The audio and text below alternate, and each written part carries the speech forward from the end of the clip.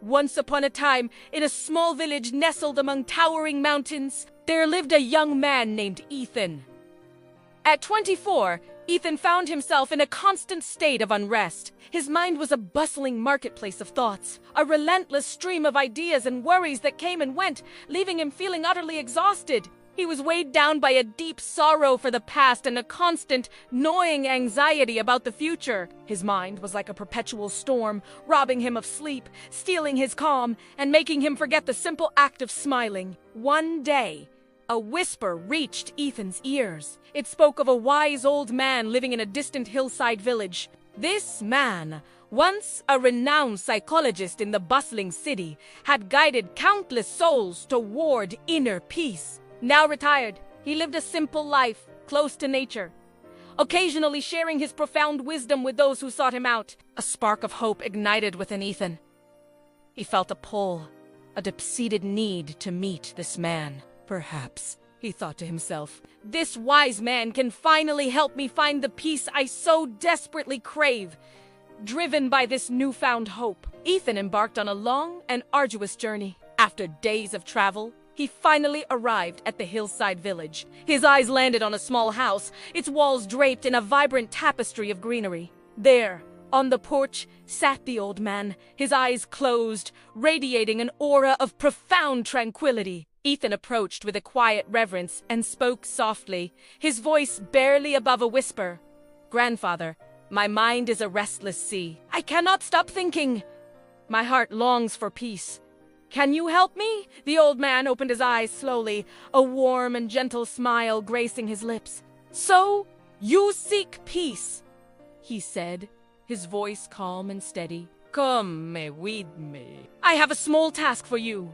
He led Ethan into his yard and took a glass, filling it with water right to the very brim. It was so full that the slightest tremor would cause it to spill. He handed the glass to Ethan and said, "Walk to the edge of the village and back, but be careful not to spill a single drop." Ethan was taken aback by the peculiar request, but he was determined to succeed. He took the glass, his hands steady, and began his walk. The path was narrow and alive with the sounds of the village. People bustled past, children laughed and played, shopkeepers called out their wares, and dogs barked in the distance. Yet, Ethan noticed none of it. His entire world had shrunk to the shimmering surface of the water in the glass.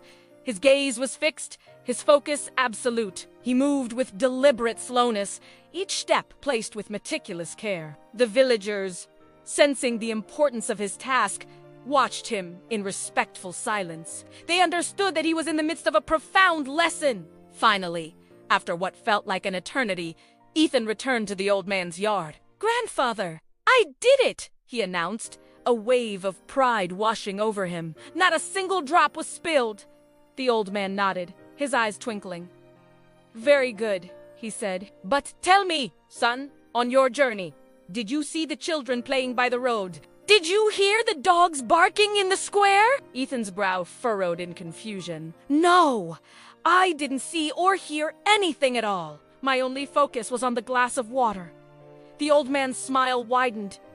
"And that," he said gently, "is the secret. It is a power you have always possessed, but never realized. When your mind is fully engaged in the present moment, there is no space for fear, no room for confusion, and no time for unnecessary thoughts. While you were concentrating on carrying the water, your mind became still. You were not dwelling on the sadness of the past, nor were you anxious about the uncertainties of the future. You were simply here now." In that instant, a profound understanding dawned on Ethan. It was like a curtain had been lifted, revealing a truth that had been there all along. This was the peace he had been searching for. It wasn't something to be found in a distant land or bestowed by another person. Peace didn't exist somewhere outside of him. It was right here, inside him, waiting patiently to be felt whenever he chose to anchor himself in the present moment. He bowed his head in gratitude. "Grandfather, now I understand. To calm my mind, I must learn to live in this moment. That is where true peace begins." The wise old man simply smiled as the setting sun cast a warm, golden glow over the tranquil village. The birds began to settle in their nests for the night, their songs a gentle lullaby. As Ethan walked the path back home, he was no longer the restless young man who had arrived. He was peaceful. E was calm. Was calm.